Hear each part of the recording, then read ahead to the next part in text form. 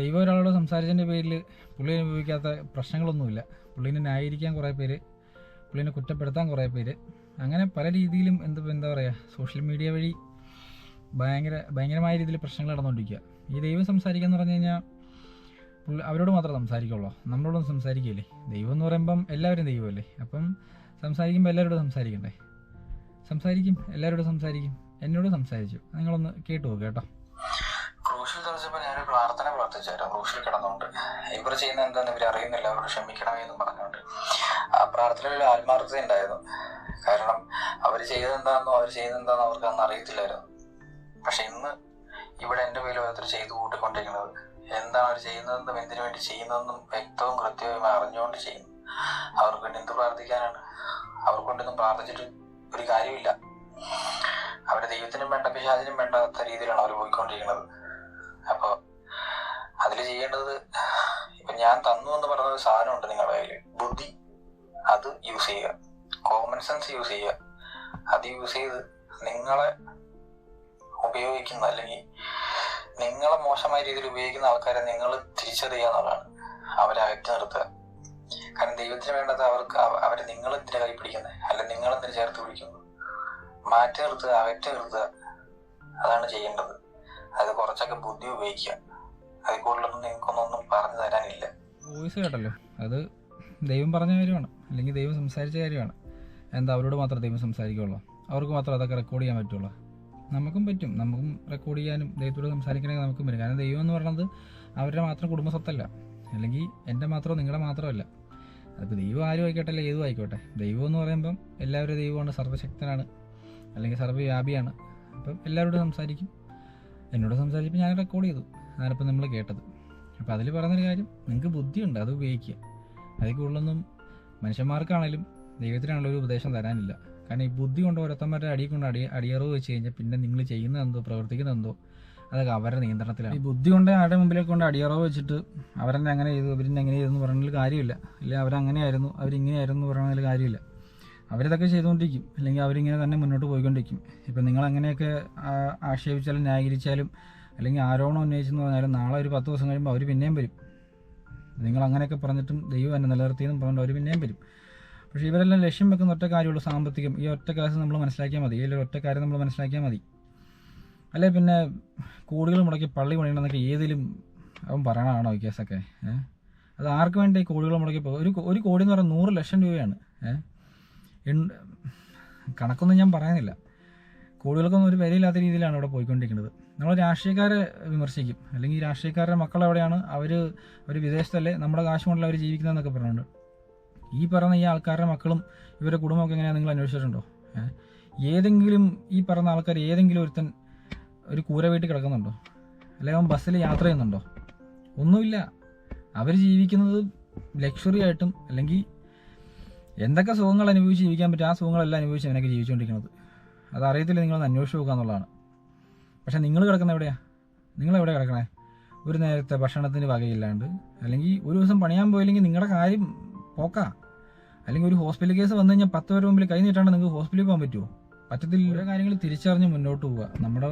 നമ്മുടെ സമൂഹത്തിൽ നടക്കുന്ന ഓരോ കാര്യങ്ങൾ തിരിച്ചറിഞ്ഞ് മുന്നോട്ട് പോകുക എന്നുള്ളത്. ഞാൻ എൻ്റെ ഒരു ഡയറക്റ്റ് അനുഭവം പറഞ്ഞ് ഞാൻ ഈ വീഡിയോ അവസാനിപ്പിക്കാം. ഞാൻ ചെറുപ്പത്തിലാണ്, ഒരു 5-10 വർഷം മുമ്പാണ് എറണാകുളത്ത് ഒരു പ്രോഗ്രാമിന് പോകുകയാണ്. ബ്ലെസ്സിങ് ടുഡേ എന്നൊക്കെ പറയും, അറിയും, ഇപ്പോഴും ഉണ്ടെന്ന് എനിക്ക് തോന്നുന്നു, ഞാൻ കാണാറൊന്നുമില്ല. അപ്പോൾ ഭയങ്കര പരിപാടിയാണ്, 10,000 പേരൊക്കെ ഉള്ള ഒരു പരിപാടിയാണ്. അപ്പോൾ അവിടെ അന്ന് വന്നേക്കുന്ന റാംബാബു എന്നൊക്കെ പറഞ്ഞൊരു വ്യക്തിയാണ്, തെലുങ്കിൽ കാരണം അവിടെ കണ്ടുള്ള ഒരാളാണ്. പുള്ളിയും പുള്ളിയുടെ മകനുമാണ്. അപ്പം തലേദിവസം പുള്ളിയാണ്. അപ്പം നമ്മളന്ന് ഭയങ്കര വിശ്വാസത്തിലും ഭയങ്കര പരിപാടിയിലൊക്കെ പോയി നിൽക്കണേ, അവിടെ ഭയങ്കര കാര്യമായിട്ടൊക്കെ പോയി നിൽക്കുക.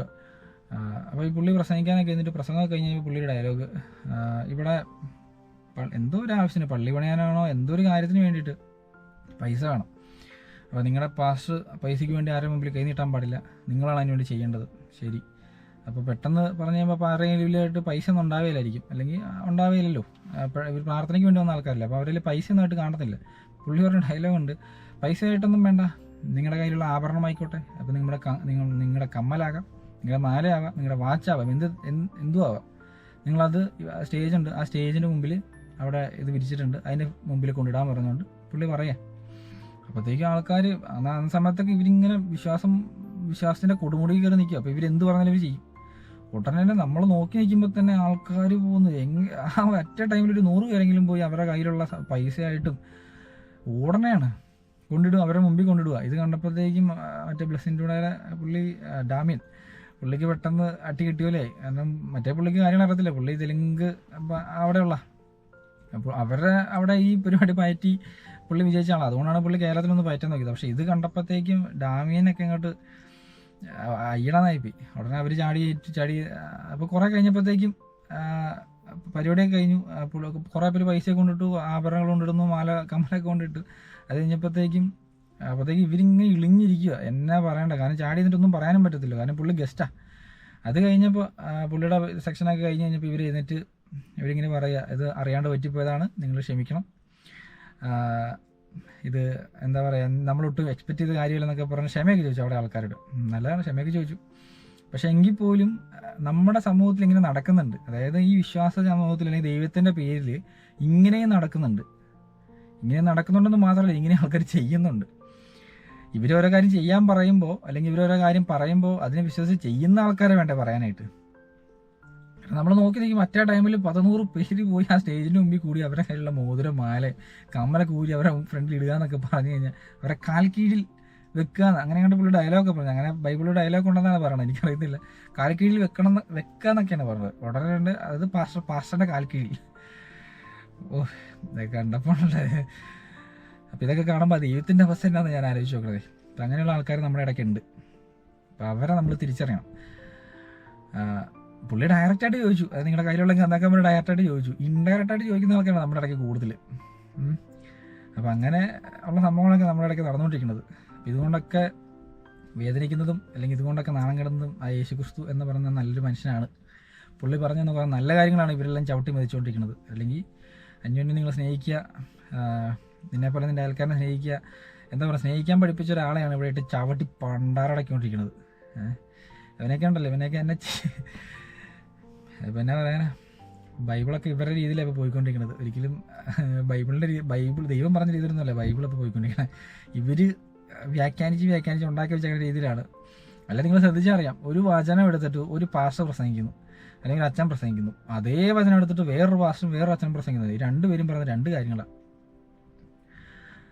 അതായത് എന്നാ പറഞ്ഞേ, കാസർഗോഡിനും തിരുവനന്തപുരത്തിനും കാസർഗോഡിനുമുള്ള വ്യത്യാസമായിരിക്കും ഈ രണ്ട് വചനങ്ങളും ഇവർ പറഞ്ഞ കാര്യങ്ങളും തമ്മിൽ.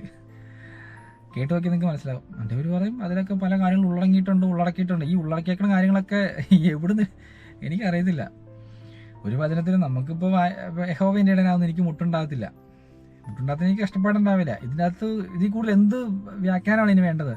യഹോവയുടെ ഇടനാകുന്നു, എനിക്ക് മുട്ടുണ്ടാകില്ല, അത്രേ ഉള്ളൂ. അതിൻ്റെ അകത്ത് കൂടുതൽ വ്യാഖ്യാനിക്കേണ്ട ആവശ്യമില്ല. പക്ഷേ ഇവർ ഈ സാധനം എടുത്തിട്ടുണ്ടല്ലോ, ഈ രണ്ട് വാക്യം എടുത്തിട്ട് 2-3 മണിക്കൂർ ഇവരുടെ കയ്യിൽ നിട്ടും കാലേ നിട്ടും അവിടുന്ന് വലിച്ചിട്ട് ഇവിടുന്ന് വലിച്ചിട്ടും കുടുംബക്കാരെ സ്വന്തക്കാരെ എല്ലാം കൂടെ വെച്ചിട്ട് ഒരൊറ്റ അലക്കുണ്ട് 2-2.5 മണിക്കൂർ.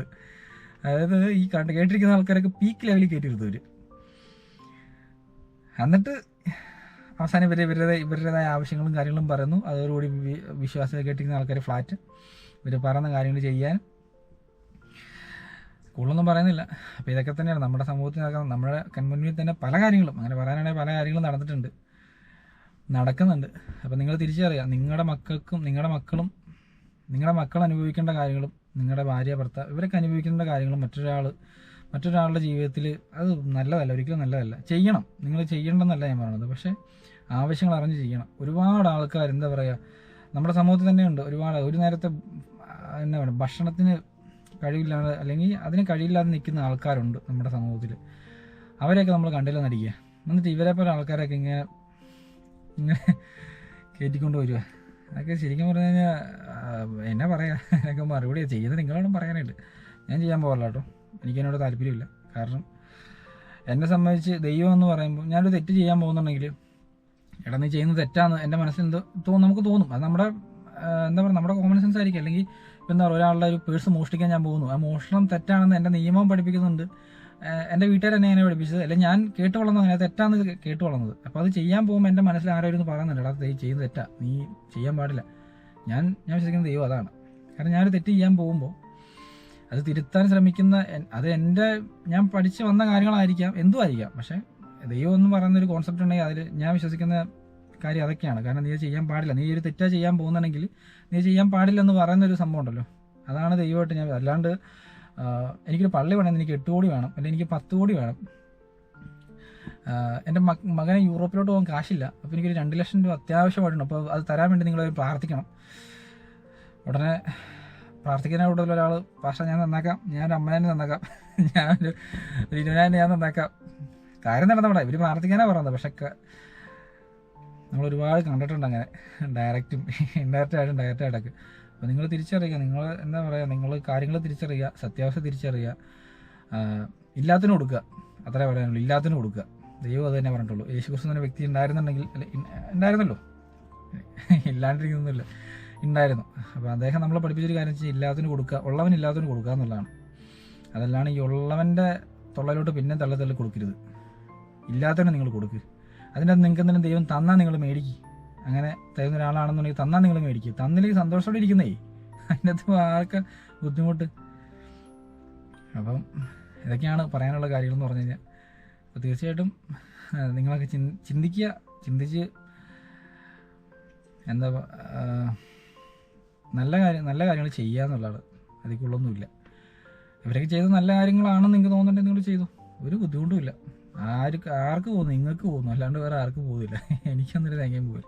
ഞാൻ എൻ്റെ അനുഭവത്തിൽ നിന്ന് പറഞ്ഞാണ്. ഞാനും ഈ ഒരു വിശ്വാസ ജീവിതത്തിലൊക്കെ നിന്നൊരു വ്യക്തിയാണ്. ഞാൻ എന്താ പറയുക, ഞാൻ നിൽക്കുന്ന ഒരാളാണെന്ന് ഞാൻ പറയുന്നില്ല, ഞാൻ ഈ വിശ്വാസത്തിൽ നിന്നൊരു വ്യക്തിയാണ്. അപ്പോൾ അതുകൊണ്ട് എനിക്കറിയാം അത്യാവശ്യം കാര്യങ്ങളൊക്കെ നമുക്കും അറിയാം, നമ്മളും കുറേ കേട്ടിട്ടും കണ്ടിട്ടൊക്കെ ഉണ്ട്. അപ്പോൾ അതുകൊണ്ട് നിങ്ങൾക്ക് നിങ്ങളുടെ യുക്തിക്ക് നിരക്കാത്ത കാര്യങ്ങൾ ചെയ്യാണ്ടിരിക്കുക, ചിന്തിക്കുക. തിരിച്ചറിവുകൾ എപ്പോഴും നല്ലതാണ്.